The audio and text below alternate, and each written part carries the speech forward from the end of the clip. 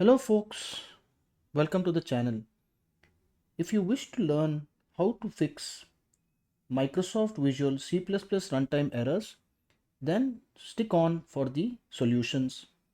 Now the first solution would be is to restart the system in clean boot.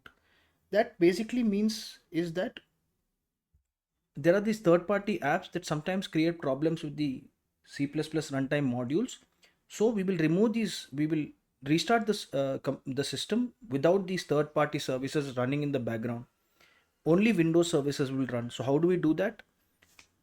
We will look for system configuration, click on that, and click on the services tab. Now, a word of caution before we proceed further. We need to click this hide all Microsoft services in the lower left hand corner of the system configuration panel before we disable the third party extensions. If we fail to do this, what will happen is if we disable all and by mistake, if the Microsoft service is also disabled, when you restart the computer, the Microsoft services won't be able to run and that would not allow your computer to restart. So once we click hide all Microsoft services, we click all the third party apps and we disable them, click apply, OK, and we restart. And that should clear the problem. If it doesn't, then the only other solution is to download the Microsoft Visual C++ redistributable file. How do we do that? We look for Microsoft Visual C++.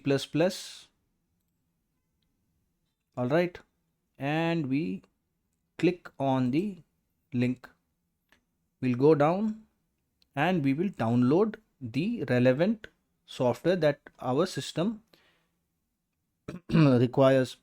For example, now the latest PCs are all x64 architecture. So we will download this link, and I suggest this link because this contains both the packages for ARM64 and x64 binaries.